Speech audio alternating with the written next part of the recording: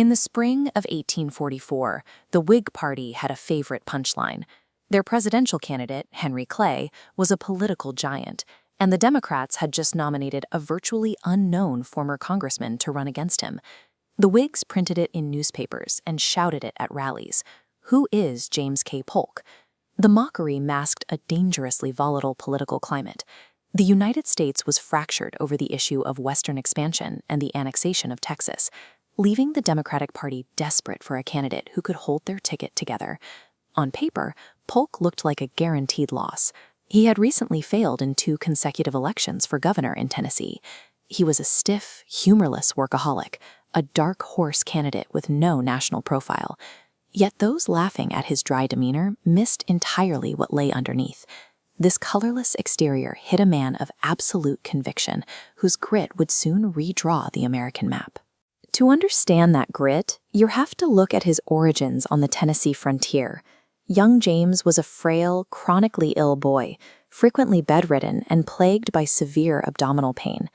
At age 17, that illness culminated in a harrowing ordeal. A surgeon had to cut into his bladder to remove urinary stones. Because this was 1812, the brutal procedure was performed while Polk was fully awake, without any anesthesia. He survived the excruciating agony, emerging with a psychological resilience that hardened his resolve for the political battles ahead. The physical pain forged an iron will that became his primary weapon in Washington. Free from his chronic illness, he channeled his focus into his studies. He graduated at the top of his class and caught the eye of Andrew Jackson, who brought the young man under his wing as a political protege. Having endured unimaginable physical trauma, Polk approached his career with a relentless, calculated drive.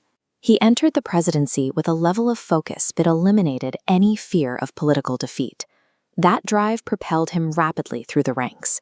He ascended to Speaker of the House and then Governor of Tennessee, aided by his wife Sarah, who served as his unofficial campaign manager and political partner.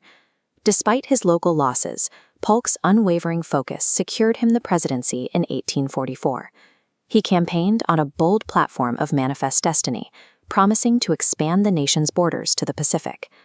Upon taking office, Polk outlined a specific 4-point checklist. He promised to lower tariffs, establish an independent treasury, acquire Oregon, and take California from Mexico.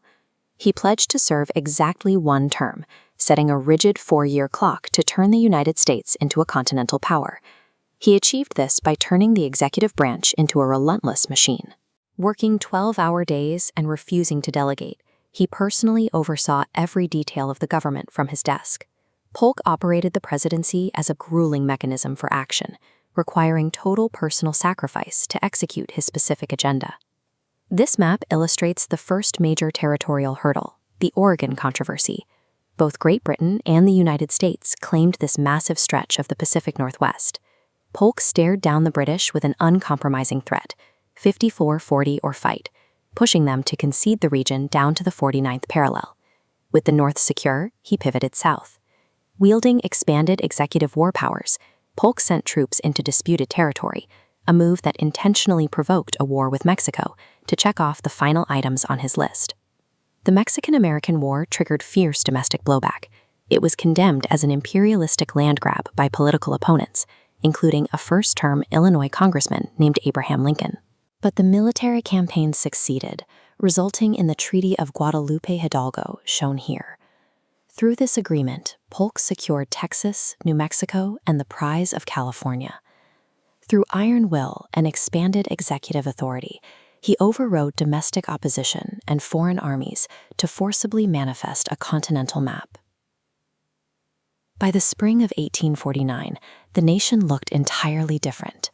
Polk had achieved every single one of his 4 major campaign promises. Looking at this 1845 map, you see the geographic reality of his success. He added over 1 million square miles, extending its borders to the Pacific. But his pledge to step down came at a catastrophic cost. Chronic stress completely wrecked his health. Polk had exhausted his physical health, effectively trading his own vitality for the expansion of the country's borders. With his immune system destroyed by exhaustion, the tragic conclusion came swiftly. James K. Polk died of cholera just 103 days after leaving Washington. His quiet death stood in stark contrast to the explosion of frenetic life happening at that exact moment in the territory he fought to acquire. Thousands were already rushing into California in search of gold. That massive westward migration validated his conquests and filled his new borders with citizens.